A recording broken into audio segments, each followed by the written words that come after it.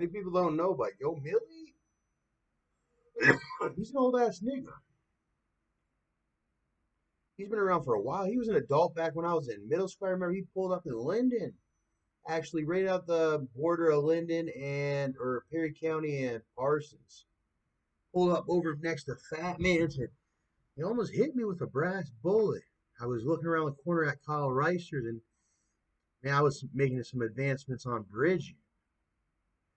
I guess he heard one and he owed me one. I looked around the corner, I seen his old ass. Like, hey, who's this nigga? At the time, he was just like maybe like he was an older cat. Let's just put it that way. He licked a shot off at me, and I didn't almost hit me. I stuck my head out, and then I seen him, and then I was hiding behind the front of Kyle Reister's, and then he licked a shot neck. Uh, and I was like, "Are those bullets going by me?" Because I was a gun owner too,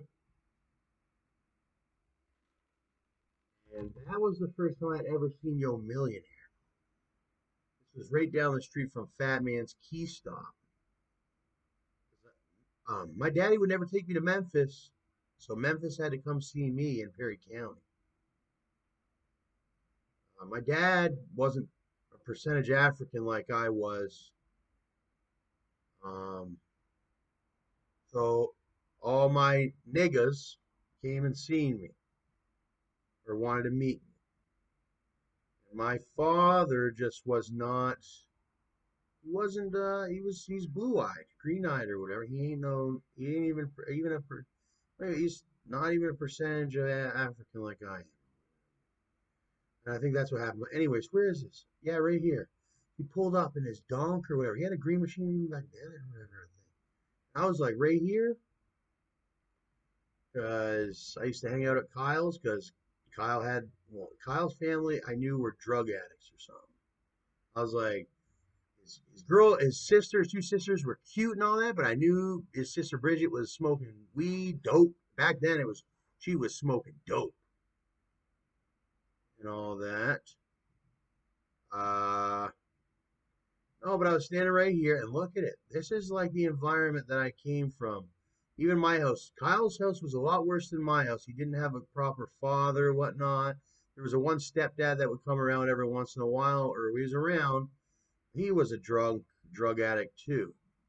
My father was a get up every morning and like we didn't have trash pile up like that, you know what I mean? But he was my good friend when I was in Tennessee, but his sister was heavy in the streets, I guess, especially at the time.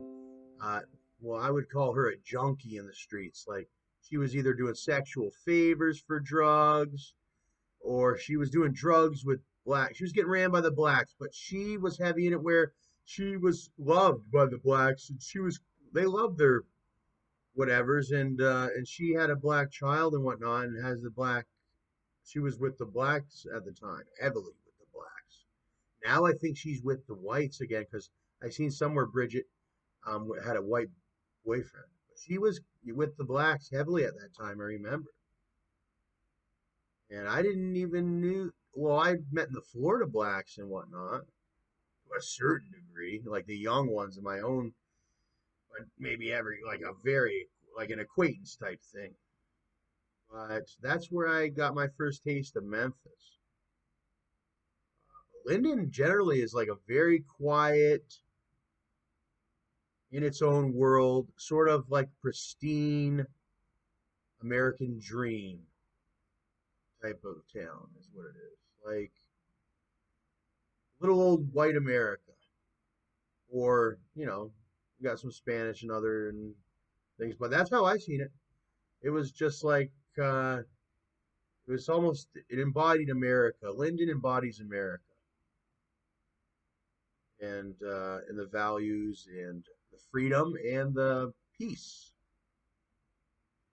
Other than when they're doing their reenactments, that's going to be pretty, energetic.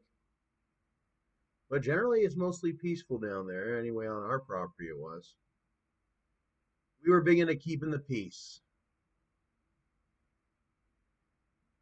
There's the Perry County Library. We very rarely even fired our guns, but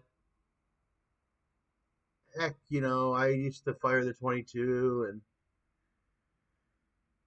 I really wish I could because now I'd be so much more mature when I was target practicing and things. I even was rapid firing too close to a metal barrel, and I accidentally got a sliver of metal in my eyes, but it didn't last, and luckily it didn't do any actual damage to my eye, but it was a close call. Enough, it was a big learning lesson. My dad remembers that, and he said, "Tom, are you all right?" He said, "No," but he was serious. He asked me, "Tom, you all right?" And that was a dream that my dad made come true for me, was to get me my own. Well, he gave me a 22 rifle, long range Ruger, or, yeah, and whatever the hell, and yeah, yeah. Anyways, Video Corner Cafe. I've been there. That's owned by the Marlin family, and I got to meet Lance in school. And Lance is one of the most generous ones I could name out of that town. He one time on the bus, I went to Kentucky with them. They covered the entire thing. I said, I wasn't even planning on going because I didn't want to work for it, and I didn't want to ask my dad for it. But they loved me so much that Miss Terry Heath insisted that I go, and she said she paid for that trip for me. So that was really nice of them, and I got to go on that trip all the way up to Kentucky. And what an investment that was! That I can still talk about it and whatnot. And no, I'm really appreciative because maybe we would have left on worse terms or whatever if we didn't have that trip. But on that trip, Lance, he didn't even. Well, we hung out for a little bit, and then he went somewhere else, and then I went somewhere else in the whatever the Kentucky amusement park was called. But then on the bus, we went to this. We stopped at this convenience store. He bought me a bunch of snacks and whatever. And I owe him some money for that eventually.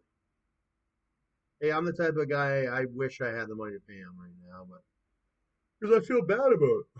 Because at the time I was starving. I was like, all right, I'll take it. But who knows? Maybe one of these days I'll figure something out.